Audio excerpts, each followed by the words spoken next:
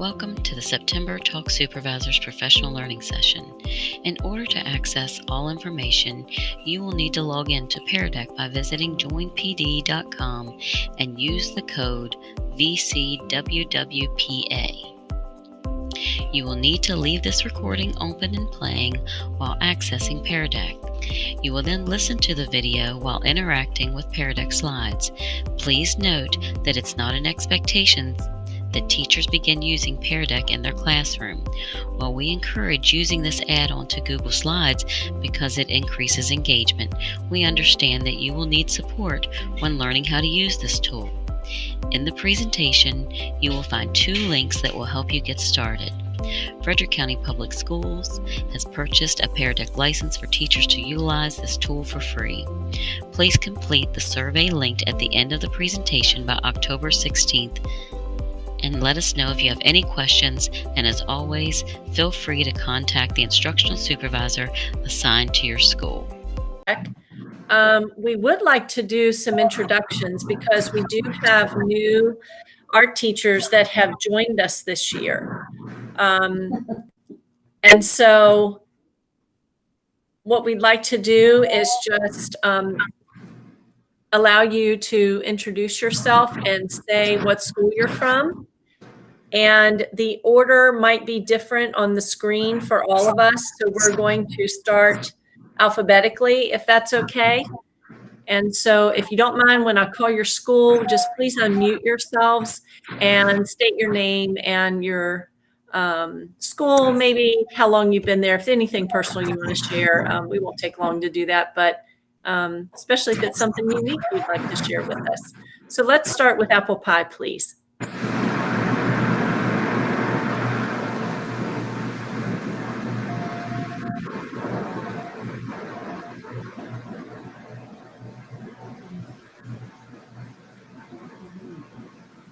Hi, Lindsay. I can't hear you, but maybe others can. No, I don't know, Lindsay. Sorry.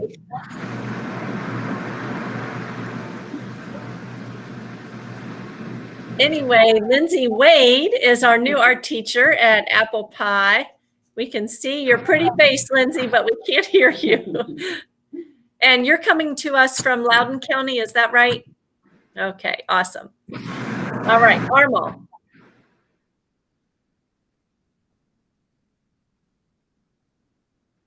Hi, Emery.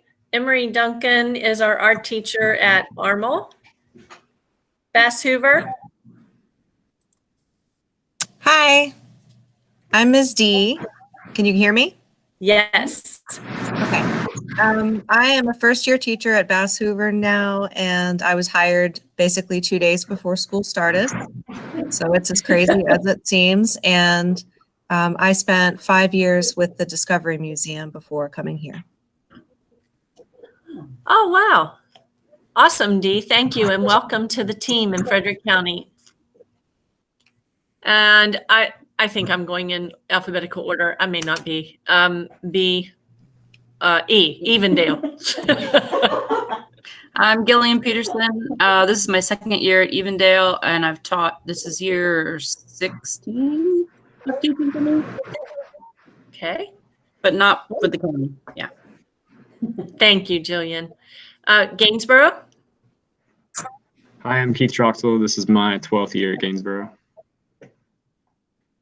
Okay, thanks, Keith. And Greenwood Mill. Hi, Brenda.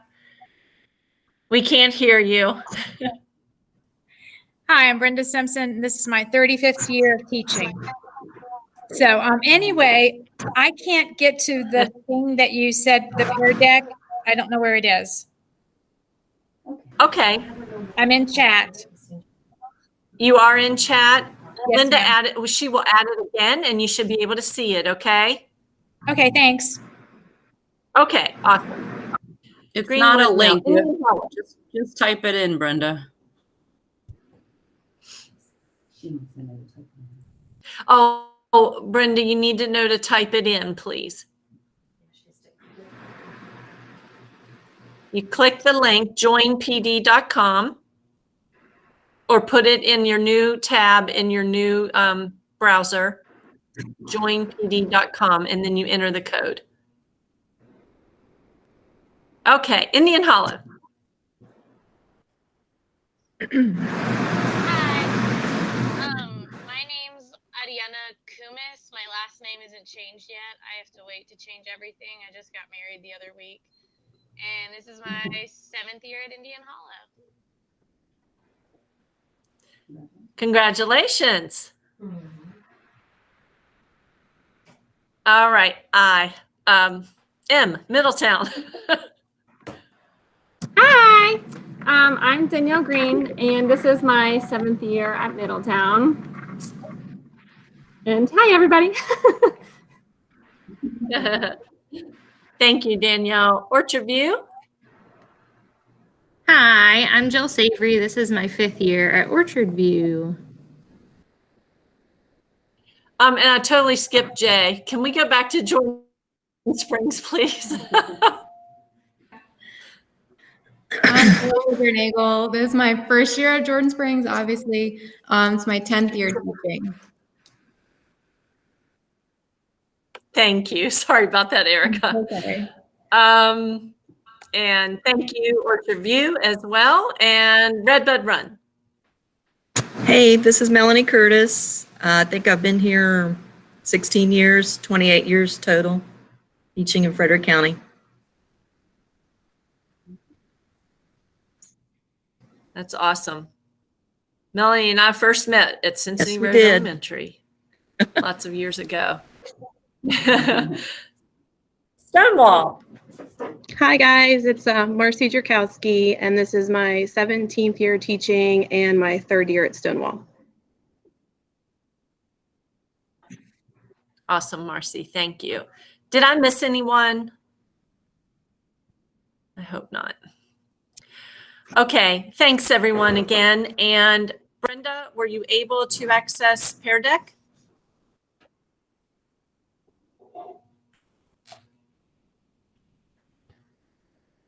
All right, hopefully she can. Yes.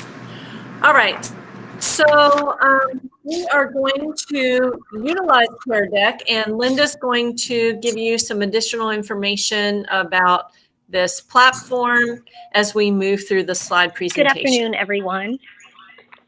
Good afternoon, everyone. It is our goal during our session today to not only just touch base with you, to see how things are going for you and what your needs may be, and to inform you of some of the questions we've been receiving and how we can support you, but to also share with you a tool that you can utilize when providing instruction both synchronously and asynchronously. So as Sue Ellen has mentioned, the tool that we are going to utilize today is Pear Deck. Pear Deck is an add-on to Google Slides that it's pretty user-friendly. So as opposed to a Google extension, which kind of needs to be installed and can operate in many different platforms and programs, Pear Deck is simply for Google Slides. So we created our Google Slide presentation, we added the Pear Deck add-on, and that allowed us to create a presentation that was or will be interactive and engaging rather than a typical PowerPoint or Google Slides that is just kind of a sharing of information. So our hope is that by modeling for you the options in Pear Deck, that you can find something that you can consider using when providing instruction to your students. By no means do you have to learn how to use this, and it certainly doesn't have to be now, because we understand there's a lot going on right now, and folks are, as we'll see in the future, kind of in a lot of different places. But we wanted to share with you a great tool that, if you have a basic understanding of Google Slides, is something that you can very easily implement into your instruction. So kind of in a nutshell, Pear Deck is a tool that allows you to create or turn a Google slide presentation into an interactive, engaging learning platform. And this can be done both one-on-one or as a whole group, or even in small group sessions. So what it does is it combines your presentation with those interactive questions. Sharon, Sue Ellen, and I, as we have been working on our agenda for this meeting over the last month or so, have really been wanting to make it more engaging and make it more collaborative so that we can not only connect with you, but that you can also connect with each other. So just about a week ago, we learned of some of the great things that could be done in Pear Deck. So this is very much a learning process for us. We are by no means proficient, and we appreciate your understanding, patience, and grace as we work through showing you this tool and possibly hit some roadblocks and bumps along the way. But you know, typically when you're learning something new, you're not going to get it right the first time, and those things will happen, and we just push forward and we figure out how to navigate it. So with that being said, you'll see that we've tried to include several of the interactive options into our presentation today. You'll see that there are draggable questions in the form of agree or disagree, thumbs up, thumbs down. You can ask students to draw pictures, which is a fantastic, you know, tool in any content, but specifically in yours. And I do recognize that in some of the previous lessons that were shared for our virtual learners, you had them do just that.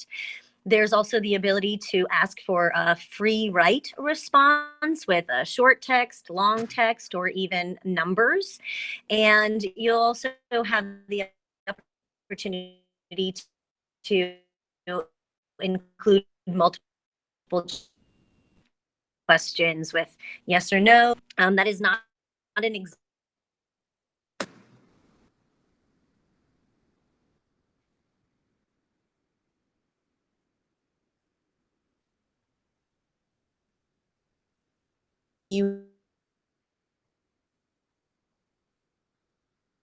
Yes.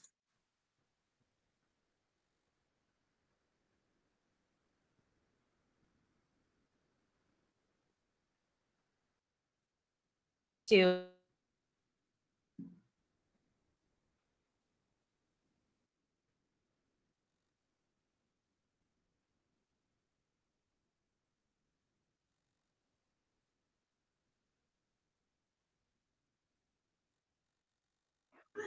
Let me see if I can.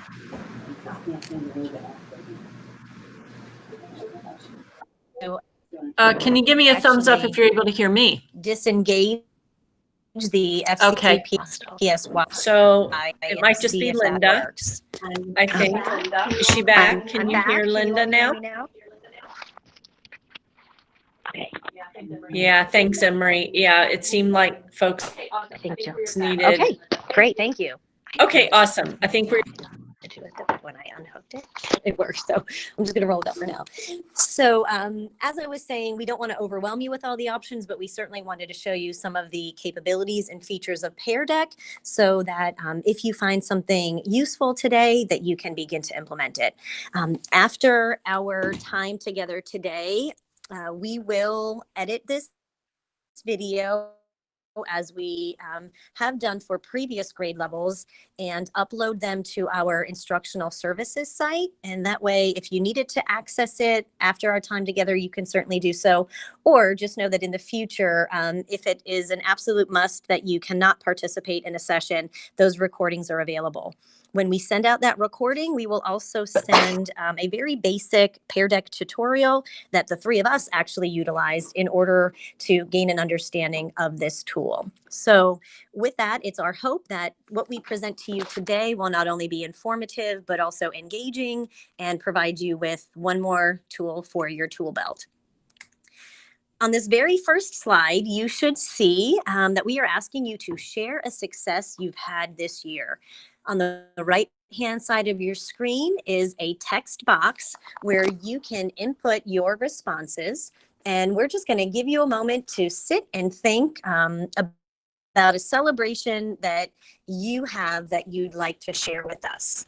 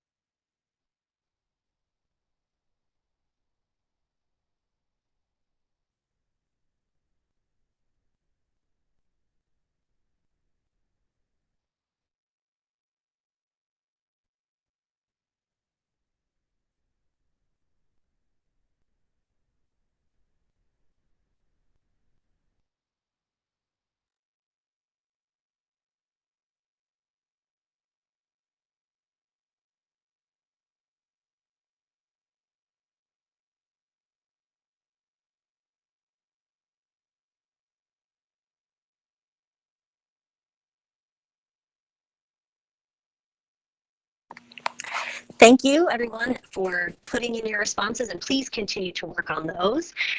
What I want to share with you that as the teacher or facilitator for this session, I can see all of the responses as they are being created. So what I'll see is a few words come up in individual speech bubbles. And what I can also see is an ellipses, or those 3 dots, to show me that a student is still thinking and still working through that. Especially if you're working with kiddos who aren't quite, ready for putting in capital letters and punctuation, you may not know if they're done. So if you see those 3 dots, that kind of shows you as the teacher that you need to give some more wait time.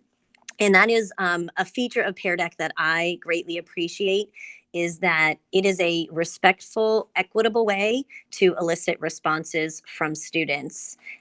Research shows that we give very little wait time to our students after posing a question. So we know that adults and children process information differently as it's being delivered to us, and then also internally. So we often give students less than a second of thought time before we are calling on one of those first kiddos who have their hands up. So wait time is a very valuable instructional tool that will give kids an opportunity to really process the question and think more deeply about a response before giving somewhat of an impulsive answer. So we wanted to give you that wait time so that you felt comfortable in really thinking about this, and we'll continue to do that throughout the session. It's definitely, not an easy thing to always sit in silence or have that quiet, but students need that, and they need that time to process. So I can see all of your responses, and the great thing is that I can tell who lost audio. Yeah, I didn't hear anybody say that. I'm seeing it. Yeah. I'm seeing it. Not seeing that. Can we do an audio check? Can we do an audio check? Can everyone hear me? Okay, thank you. Okay. Okay. So the great thing is that I can see the responses, and I can see who they're from, but the rest of the class cannot. So again, this is a respectful way to get responses from all students and to ensure that all students are engaging. At this moment, we only have 9 responses, so that either means that some have just not come up with an answer yet. Maybe some are having issues getting into Pear Deck, some having connectivity issues, but the great thing is that when all is said and done and our presentation is over, Pear Deck will automatically create a Google Doc that will be uploaded into my Google Drive, and it will show every answer to every question from every student. So if, let's say, we ask 6 questions in this presentation and all but 1 student answered all of them, that would be a good indication to me to maybe follow up with that student to ensure that they know how to use this tool, that they're familiar with, the keyboard and the technical piece, but to understand, I noticed that you didn't participate or engage. Can you tell me what happened? Are you unsure of what to do? Because this is a great tool that can get you 100% engagement and give you the opportunity to give very specific, timely feedback to students. We know also through research that feedback is one of, if not the most powerful tool in moving students forward in their learning. It is not the report card grade, it is not the 0 through 100 or A through F on their paper. It is the feedback that you give them, the comments that you make of,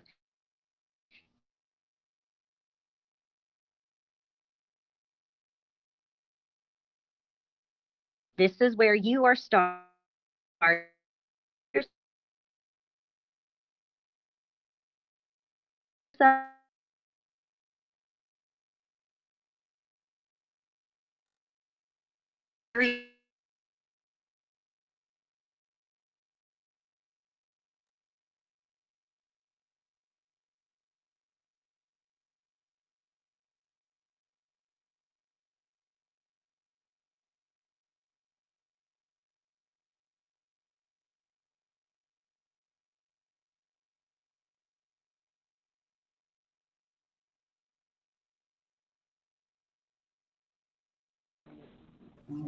Jillian just said it at Guys, 2:08. can you hear me?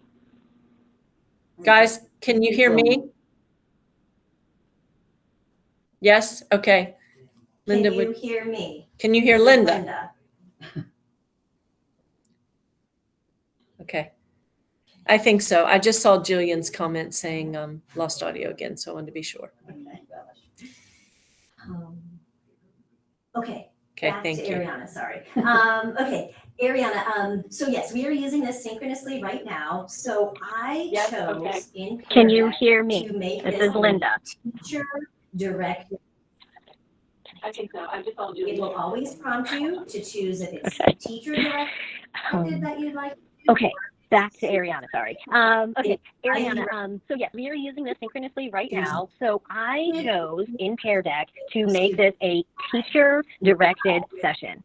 So it will always prompt you to choose if it's teacher-directed that you'd like to do or if it's student-directed. It is highly recommended that you always choose teacher-directed if you're going to be with the students live, because they cannot move forward or backward in the session of their own volition. They have to be on the slide that you are currently on. When you are shooting this out to your kiddos who are working independently at home or maybe even independently in your classroom, you want to choose student directed, because the student will be able to move through their slides at their discretion. So Ellen, can you make sure you mute yourself if you haven't?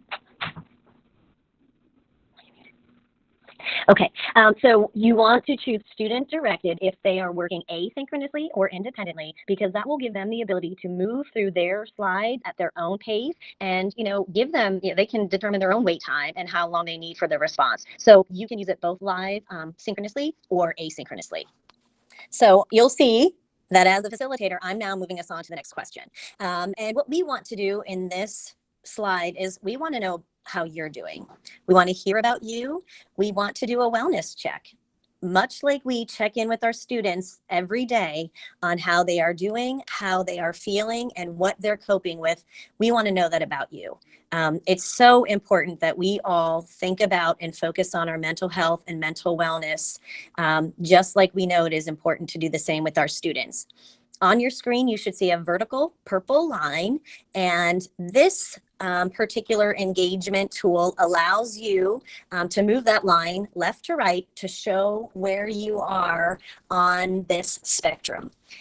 Everything you see on this screen is editable. If you don't like a 0 to 10 scale, you can make it 0 to 5. If you want to change the student's appearance, you can change that. If you are working with students who may not be prepared to read this text, change the text and make it simpler. You can also completely remove the text and put images in. Maybe you find different emojis that students are familiar with, and they can choose and slide along the emoji. We're going to give you a moment, and then I'm going to tell you some more capabilities.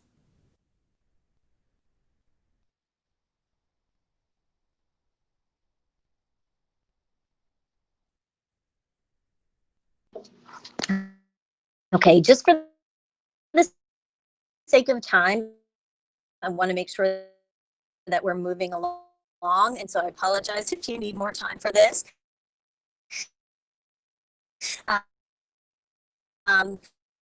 The last thing I wanted to tell you, that let's say you wanted to use this, and this is a pre-made Pear Deck slide. We did not create this. We're not that savvy quite yet. So if you wanted to use this, but perhaps share it with your kindergarten students, it is incredibly easy to add an audio clip to your Google Slides so that it comes up in Pear Deck. If you want to learn more about that, there are lots of tutorials out there, but it is incredibly easy, and you can record yourself reading each one of those text boxes. And that's a really important feature. When we put a lot of text on our slides, it is not equitable and it is not accessible to all of our students. And so we need to make sure that we're looking at everything through an equity lens so that we're providing what students need and what's at their level. It shares some different resources for you that you can see are available. And the one that we want to point out to you is the Employee Assistant Program, and just remind you of that resource. This resource is available to all of us as Frederick County Public Schools employees, as well as our families. Looking at all the various resources, and certainly this is not all encompassing, but take your purple dot that you see there on the screen and move it to the resource that might best support your needs now, based on where you put yourself on that scale in the previous slide. They'll put it in the white space. You'll put it in the white space in front of the name of the support. So there's a white box in front of the first blue column, and then there's a set of white boxes in front of the second blue column. So if you feel like you're leaning a lot on administrators or colleagues, put your purple dot in the appropriate white box that is to the left. So folks relying on colleagues, I think we can relate with you. It's great to have teammates and colleagues that are in the same boat and that we can share successes and frustrations and resources and ideas with.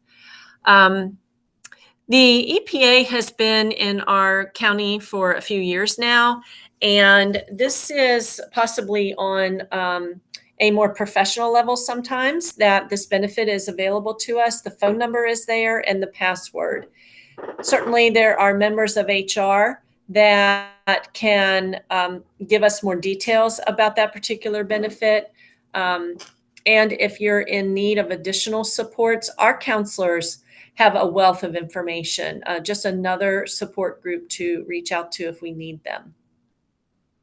All right, thank you for sharing those answers. We are going to move to the next slide now and talk about the instructional services site and a new tab we have. Okay. Sharon was going to share that one, but unfortunately, I think she got kicked out. So I'm going to just speak to this tab a a little bit with you. On the instructional services site, and I'm going to share my screen with you so you can see what I'm referring to. It's awfully slow right now, and I apologize for that. But on the instructional services site tab, if you've bookmarked it, we would love for you to put a yes thumbs up with the blue dot. And if you haven't, that's okay. You can put a thumbs down and we will show you how to do that. So just drag your blue dot there.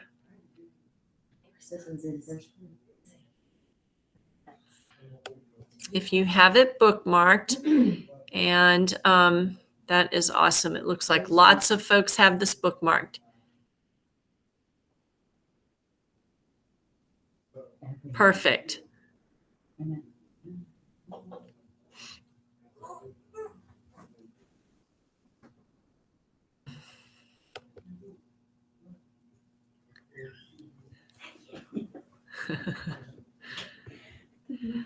Okay, so on our site, there is a tab that is called Communication to Administrators through Principal's Notes. If you want to follow along, there is a communication through Vivian Simon, our secretary, that generally goes out the day after the Principal's Notes communication that is pertinent to teachers and sometimes specific teachers in different roles. We thought it would be helpful to put all of those communications in one spot so that folks can refer back to them when necessary. So there's a communications tab on our instructional site now. And again, I'm sharing my screen with you to show you where this is. And on that tab, you will see by month, I believe it's starting in July, the date and the topic of the communication. So it may be slow in getting there, but certainly it's being recorded and you can refer back to it at a later time if you need to.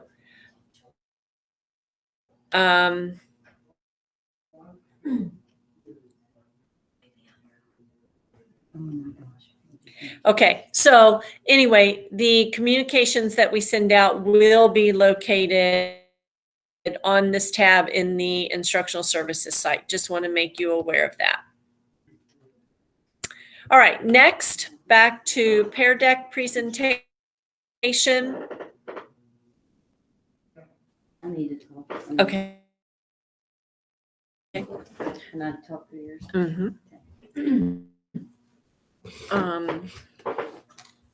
Let's pull that up. We have a virtual learning checklist that we want to bring to your attention.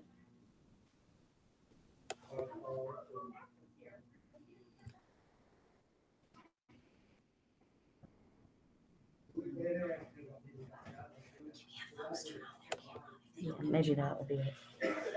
It might be helpful if you turn off your camera as well, your video. I think that might be, sometimes it can really help.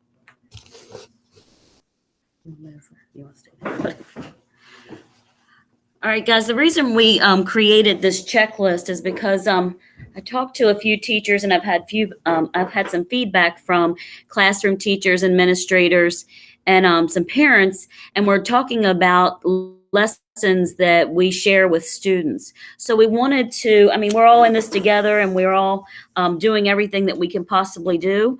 And again, we just hit the ball running and just kept going with it, but we want to make sure that we put some things in place that'll help us being a little bit more consistent. So if you take a look at this checklist, the first thing you're going to see is alignment. We're required to teach the standards of learning, and the parents should know and be able to see, okay, that's a standard that we have to cover in art, music, PE, English, science, social studies, whatever, but I know that I can find that on the VDOE and get more information. So they want to be able to recognize this. And some of the things that teachers have been doing is putting an I can statement or the objective at the very beginning of the PowerPoint. The next thing that we'd like you to do is, is it an I do, we do, you do? What is it that you have modeled for the students? How are you getting them to practice together with you? And then also, I thought you were doing something. And also, what is the student doing? And how are they showing you that? That I can statement should be at the beginning of each lesson to help students understand the learning intention. And this also, again, helps the parents understand the learning intention. The next thing is assessment. All lessons should have a way to measure the student's understanding. Some of you said you're using Seesaw, and that's very familiar for some of you. And now we have Pear Deck, and then there's so many other ways that students can show their understanding. Maybe it's just a slide, but whatever you present to the students, make sure that the student understands how to use it before you put it out there. So you may need to have some direct instruction for that. The length of the lesson, should be 30 minutes and should include those components above. The next part, if you scroll down, are visual supports. Visual supports refers to using pictures or other items to communicate to the students on what you want them to look at. Photographs, drawings, videos. Research has shown that these visual supports work well as a way to communicate, and this is not just for special education students, this is for all students.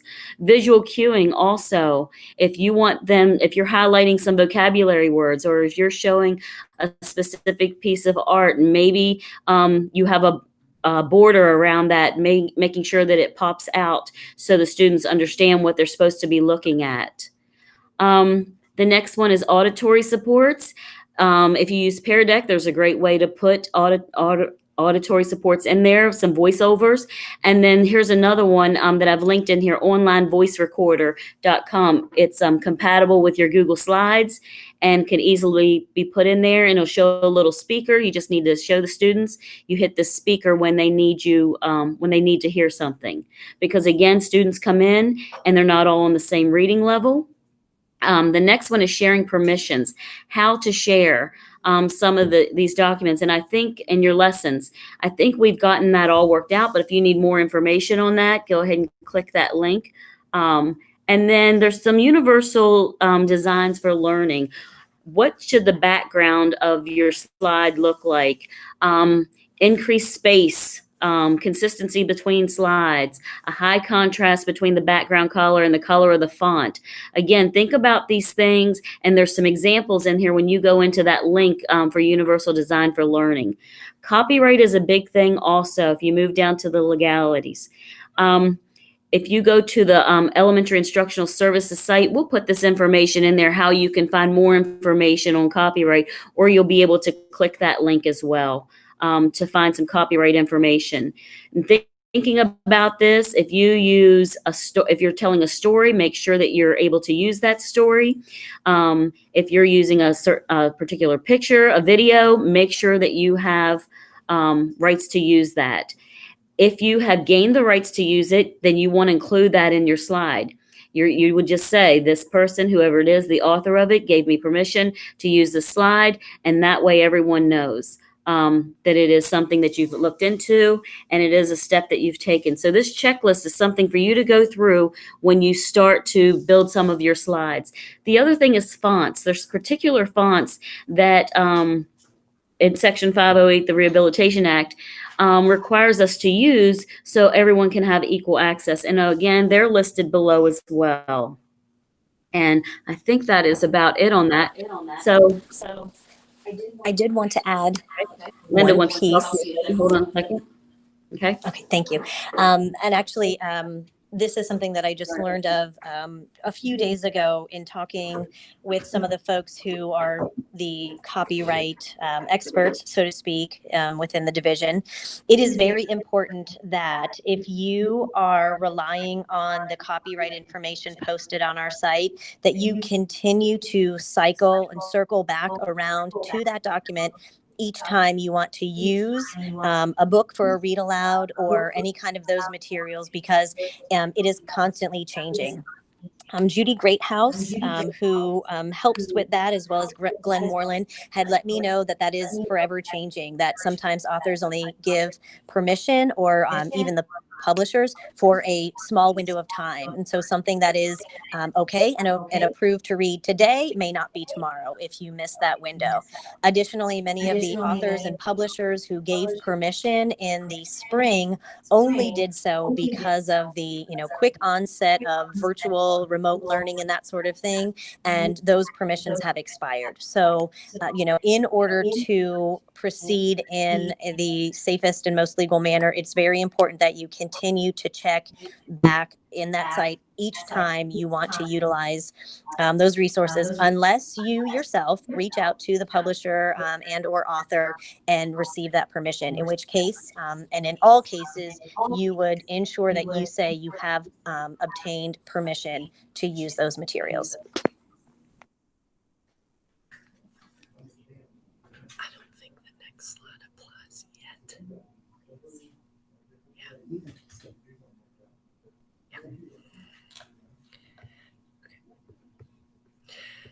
Okay.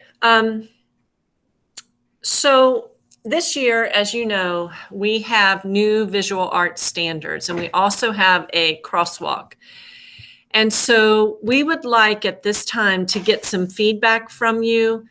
And in this manner, not necessarily through Pear Deck, but through the chat, or you can unmute yourself, whatever you're comfortable with, letting us know how you would like to best proceed with our work. Because the standards are new, one of the first things that we need to do as a group, preferably, but we certainly realize, different situations and different experiences and backgrounds that everybody's bringing to the table. We want to make this the least stressful process that we go through, and honor the time that you have too. So one of the first things that we do is, of course, look at the crosswalk. What are the standards that are different between what we're teaching now and what the 2020 standards are? And that crosswalk gives you those differences. The links there on the screen take you to the standards, and they take you to the crosswalk. It's actually for fine arts, because music is coming up as well. So you would just simply select on VDOE the crosswalk for visual arts. You don't have to do that now, but at some point, if you haven't already, taking a look at what some of the major differences are by grade. And then we would need to look at our current standards, our current pacing, and see what's different. And based on what we've been doing the past few years, how do we want our pacing to change, in accordance with any new standards that may be different? Maybe developmentally, looking at a vertical articulation, it's no longer appropriate to pace the standards that we had been doing. And so we really appreciate your input and your knowledge and background in helping make those determinations. So we have October, November, and December meetings, and of course they're only an hour each. We have some different options before us, and we would like to know, would you strictly like to keep just those hours for this kind of work, and we just see how much we get done?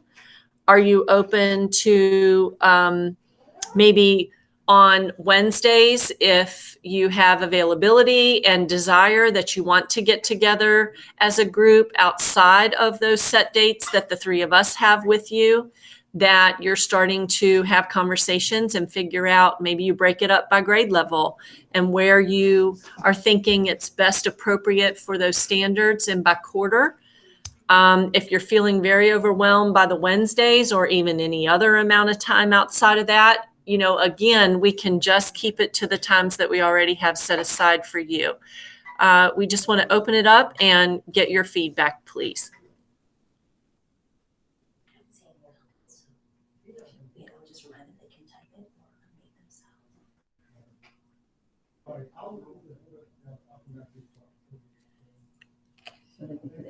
You can put your thoughts in the chat in the Google Meet, or you can unmute and share aloud with everyone, whatever your preference is.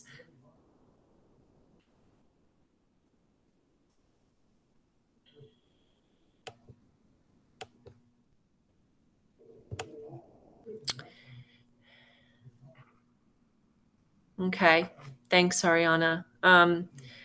She's sharing that there's not a lot of free time and amen to that. So the times scheduled are fine with her. Adding more will take away time needed for other lesson planning, for example. So that's absolutely one idea. And Jillian agrees. Thank you, Emery. And if you're at a point where you'd like to think about this a little more and give us an answer another time, you can email any one of us. But it looks like Brenda is agreeing those Wednesdays. And, maybe that's just where we start, And if you don't mind taking a look at the crosswalk on your own between now and next month, so that when you do come to our scheduled Wednesday meeting, you kind of have some of that background knowledge. You're not trying to study them and kind of see some differences. And if it's okay with you to save time, maybe we'll start with kindergarten, for example, and we'll work our way up.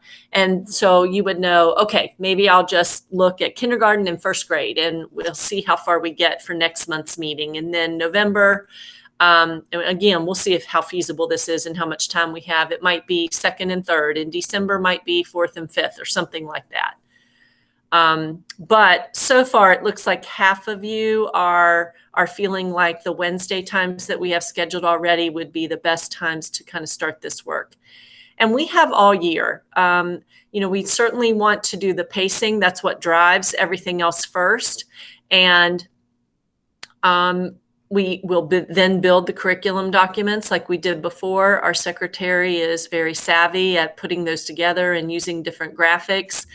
And then after we determine the pacing, we'll start looking at things like, what resources do you want available in the curriculum documents? What assessments, and not necessarily all of that has to be done this particular year, but we definitely want some pacing and some guidance for you so that next year you kind of know where to begin first quarter for every grade level. So if that sounds good to everyone, and I know we didn't hear from everyone quite yet, but if that sounds good, then that's what we'll do starting next month. Emery's noted that he's even started using the new standards so far this year, and he's remaking lessons as he goes. So he'll share some of that at our next meeting. That's awesome. Thank you. And Marcy and Danielle, thank you very much for your agreement and saying Wednesdays are good. Lindsay, same. Really appreciate your feedback. Thank you, Erica. I see that. All right, awesome. We super appreciate your feedback, and we just want to make you feel as comfortable and as less stressed as possible as we move through this task, because unfortunately the VDOE hasn't relinquished us from taking a break from that yet. They have in some content areas, but fine arts doesn't seem to be one of them right now. Thank you, Melanie. I see your comment too. Okay, so we're going to wrap up our session here, and we're going to go to slide, yes, back to the Pear Deck. So this is another interactive Pear Deck slide that you can use and that we would like to hear from you. So having kind of gotten your thoughts on what we're going to do next time, for the next minute, if you would please write down what you need exactly to be thinking about for the next meeting and what your next step might be in order to prepare. That will help us make sure that we bring to the meeting and to the table things that you might need. The more we prepare you with, hopefully the better you feel, and we'll be able to help us have, as productive of a meeting and as efficient as possible. The goal for the meeting next time, that's a great question, would be to start thinking about the pacing. And again, I think we'll start with kindergarten and just work our way up. What would kindergarten pacing look like by quarter? for the new standards, and we'll simply see how far we get. We may get, quarter one down. We may not, we'll just see where it takes us. But I see lots of you saying, I need to take time to review the new standards in greater detail. I need to get an idea on what the differences are between the new standards and the old. And some of you are in different places with that. So, yeah, small changes to your slides for virtual learners. Keep things simple, interesting, effective. Great reflections. Review the new standards again. You'd like to know how, with reduced class frequency, how pacing will be affected in this COVID year. Yeah, that's a great question. And it is most definitely going to be affected. You didn't have enough time to begin with, did you? And now it's even less for some kiddos. Okay. Thank you for those responses. Very much appreciate that. Our next slide, could you see yourself using Pear Deck in your classroom? I mean, if it's just one more thing that you just can't handle right now, of course, thumbs down is very appropriate. If it's something like, well, I'd like to kind of try it out. It seems very useful. It has some things that I might be able to try with my kids, maybe certain grade levels. Give a thumbs up by clicking the blue dot and dragging it to the appropriate icon. We just kind of want to get a sense of how you're feeling right now about Pear Deck.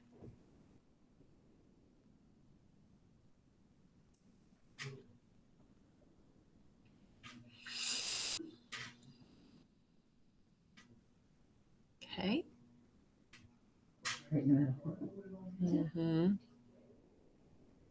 Okay, thank you. And as we wrap up today, our next slide is just that instructional support. So we would appreciate you completing this survey. It is linked in your Pear Deck slideshow. And it just asks you some basic questions and things that would help us help you. Your group is so small that networking is just kind of more natural with you guys, since there are 12 of you and a lot of that is already going on. But if there are other ways that we can help get information and resources to all of you, we want to be able to support you and do that. So that's also the reason for this survey. Ariana mentioned that Google has the add-ons mentioned in Pear Deck for everyone also confused by Pear Deck. We're also going to send out a tutorial once we send out the link to this recorded webinar or professional learning session with you today, because there are so many parts to it. It definitely is confusing and hard to comprehend everything that Pear Deck has to offer. So we've been asked, okay, Linda's going to follow up with you, Jill. Thank you. Just double checking the comments in chat. All right, so please complete the survey by October 16th. And again, we just really thank you for your time and attention, participation today. Please reach out to any one of us if you have questions or need support. We are here for you, and we appreciate everything that you do. Thank you for today, and we will talk with you next month, if not before.